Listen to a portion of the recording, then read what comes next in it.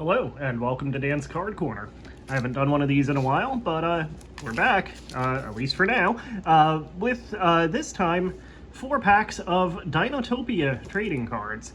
What is Dinotopia, you ask? Well, there's a good chance you already know since you're here, but just in case, Dinotopia is a series created by the artist James Gurney, and it started with this book right here.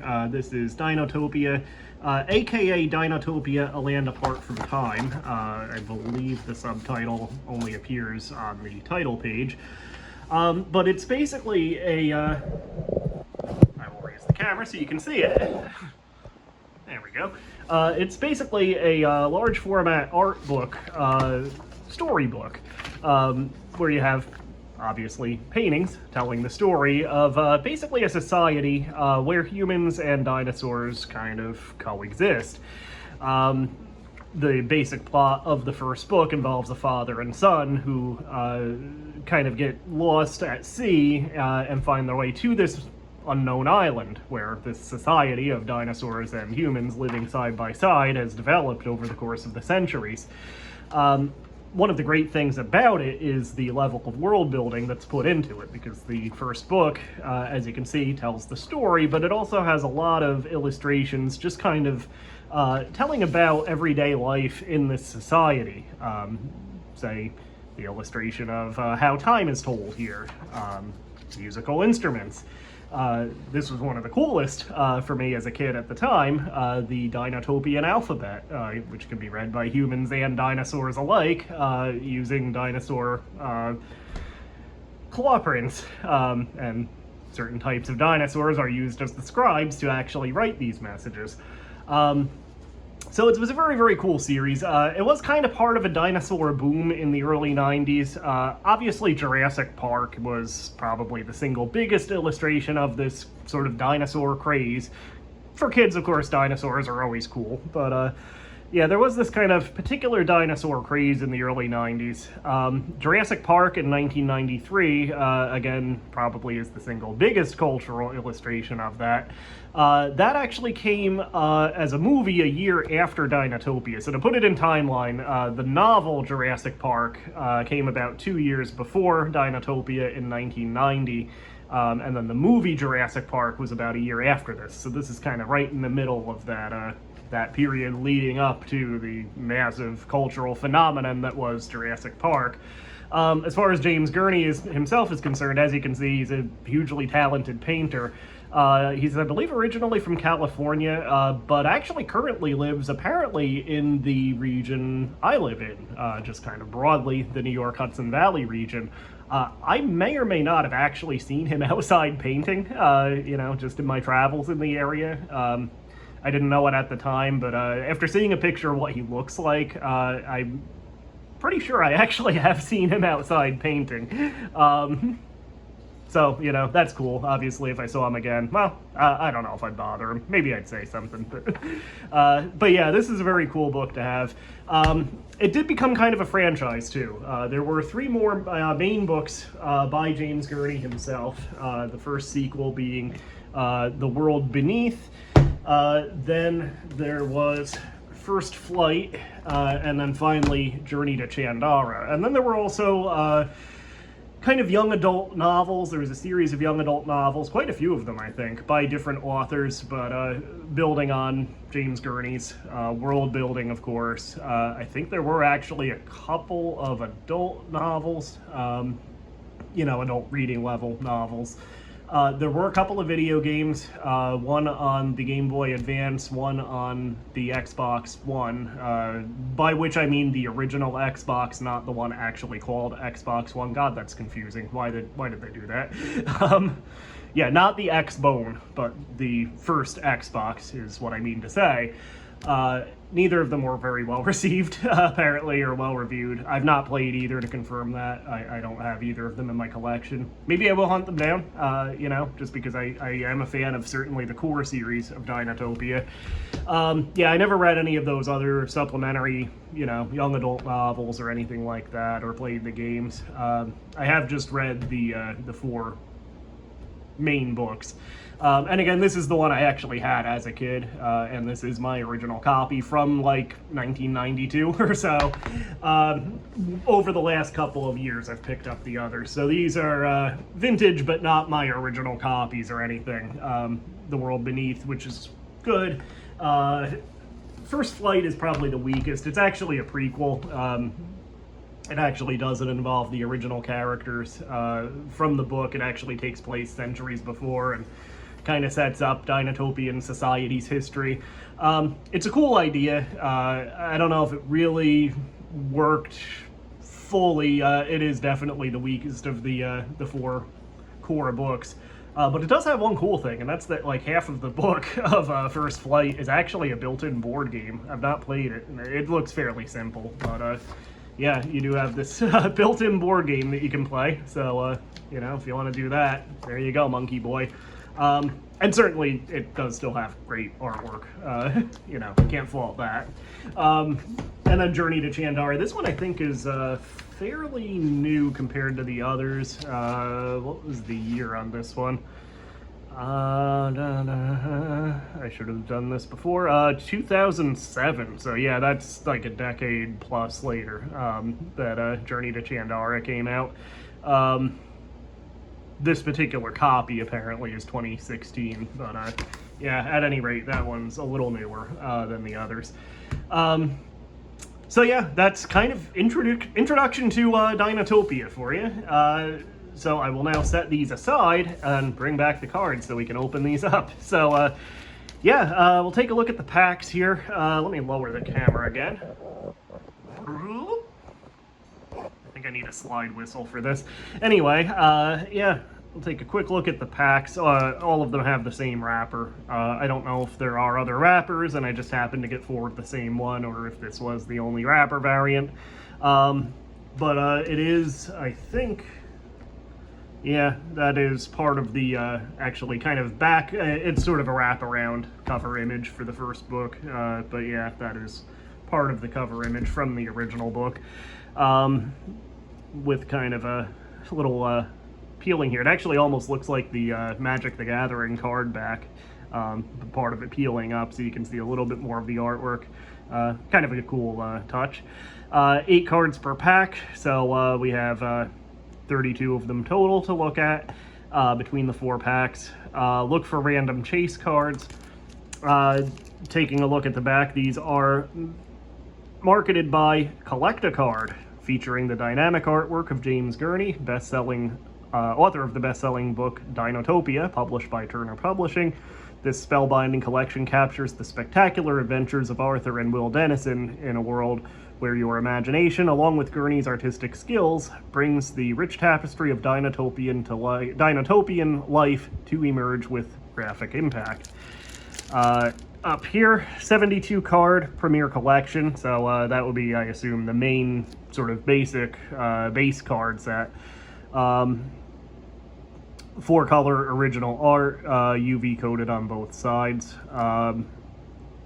Foil stamping on every card, front and back, ooh, premium. Then there are 10 Dinofold cards, randomly inserted trifold cards featuring the Dinosaur Olympics, parades, and cities in Dinotopia. Odds of getting those, 1 in 12 packs. And 8 Dinovision cards for the first time ever. Dinovision allows you to see what dinosaurs see compared to human vision. That sounds cool. Hope we get one of them. And then we have Dinotopia as a trademark of the Greenwich Workshop, copyright 1990. So that's interesting. The book itself, from what I've read, didn't come out till 92. Well, I mean, obviously this would have taken some time to create, painting all the illustrations for it and everything. So maybe the copyright date on the artwork is, you know, 2 years before the book itself actually made it to print. Yeah, it is 1992. So I'm guessing that's what happened. I'm guessing the cards are probably 1992 at least, since I can't imagine they came out before the book itself. Anyway, let's open up pack number 1 here, see what we have lurking inside. Open, there we go. All right, so we have a baby dinosaur there. Is a young Maiasaura, and you actually have a little sort of back copy from the Journal of Arthur Dennison, and I'd actually have to check. I don't know if this is actually text just taken from the book, or if this is actually original to the cards. That I'll have to look into. Oh, and actually there is a copyright date of 1995 up here for the cards. So yeah, these did come out a few years after the book. The 1990 date, again, I'm guessing that's just the copyright on the artwork itself. But yeah, you do have the foil stamping on the Dinotopia logo up top, and on the band on the side, on the front.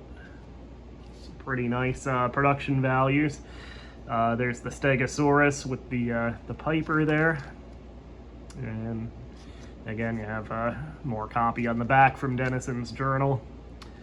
There you have, I assume that will be a Brontosaurus or an Apatosaurus,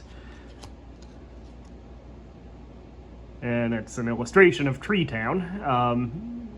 During the conference, we meet each of the so-called habitat partners. Each pairing of human and dinosaur represents a different biological region. After the conference ended, we continued our journey. I can't talk today. We continued our journey north to Canyon City. Eventually, we drew near to Tree Town. I actually don't think I showed that page, but in the book there is actually a nice kind of overall image of the island that shows all the towns and such. But yeah, anyway. There we have an illustration of various dinosaurs riding on another much larger dinosaur with Arthur Dennison, and I assume that's his son Will there up top. Then we have one of the cities or buildings. I haven't read it in a little while, so is that that's the tent pole of the sky. Looking at the card explains the card, as they say.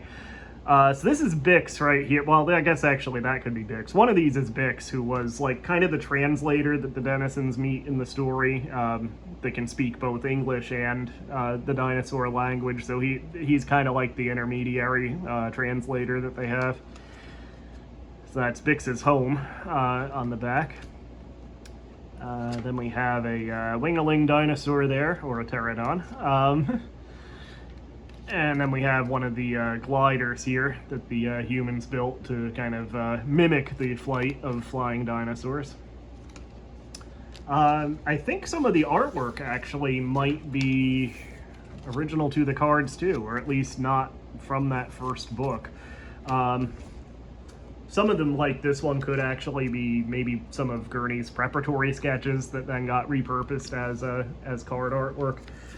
But yeah, again, just taking a look at the book, some of that artwork probably is in here if I look through it, but not all of it. I did just want to, while I have the book out again, see if I can find that map page, because it's pretty cool.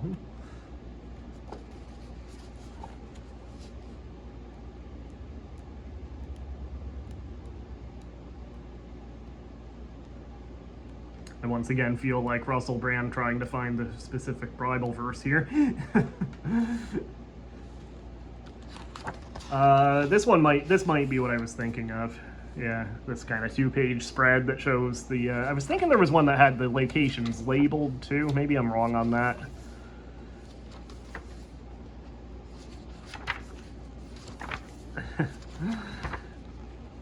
Oh well.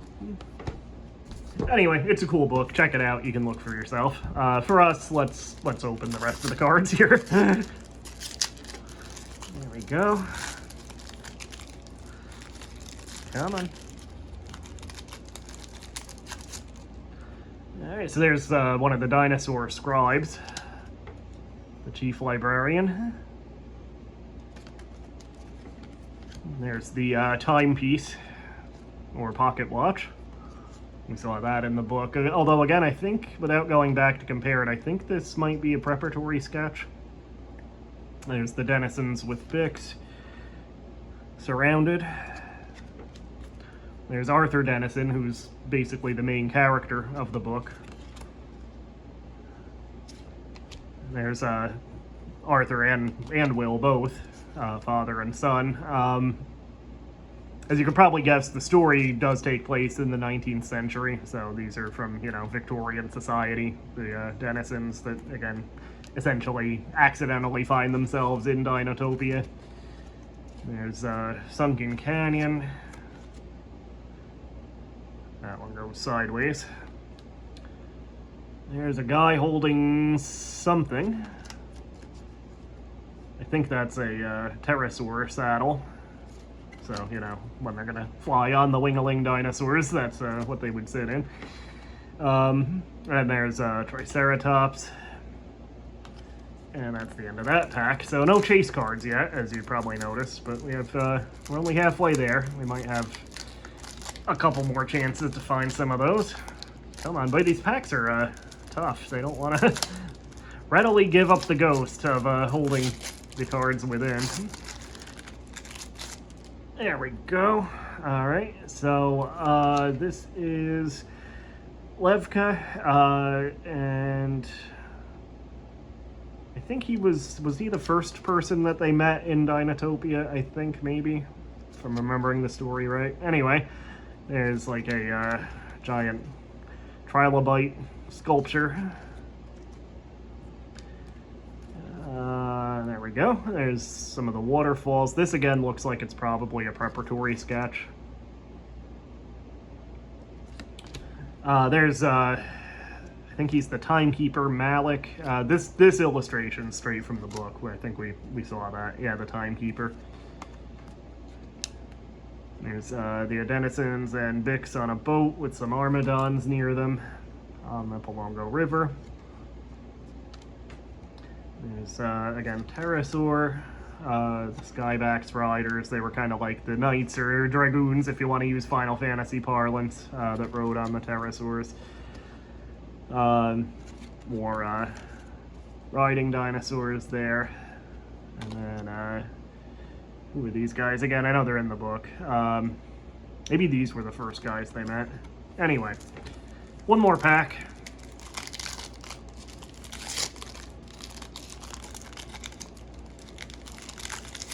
Come on. There we go. Okay, so there is another pterosaur, the Skyback's rookery. There's one of the riding dinosaurs and how you get on them.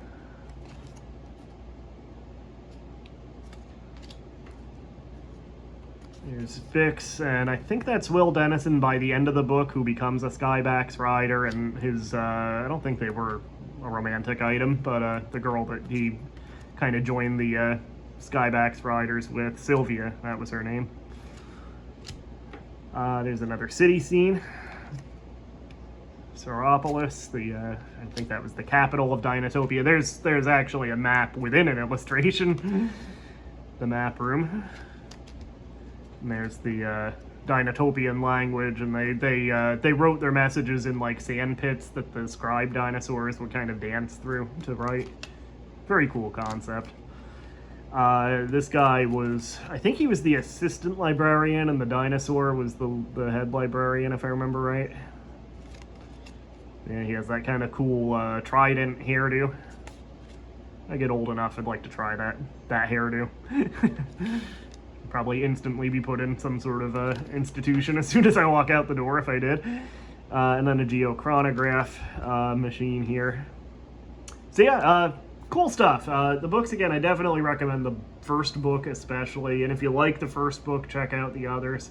And again, that's the big art books by James Gurney himself. I can't really comment on the quality of the novels, either the YA novels, or apparently there were a couple of more mature novels as well. I've not read any of those, so I can't comment on their quality or how they relate exactly to Gurney's original work, because they were by the different authors. The two video games I also don't have. I don't know what they go for, so I'll look in at some point to adding them to my game collection. Neither of them have particularly good reviews, unfortunately, but there was one on Game Boy Advance, one on the original Xbox. So yeah, anyway, Dinotopia, check it out. It's good stuff. So yeah, that's what I have for Dan's Card Corner this time. So, thank you for joining me. Hit like, hit subscribe, ring the bell. And I know it's been a while since I've done a Card Corner, but yeah, I'll try to do something again sometime soon, maybe. We'll see. Whenever I have more cards to do, I'll do another episode. I guess just lastly, as far as picking my favorite card to kind of serve as our final thought here, I don't know. I mean, there's a lot of good ones here.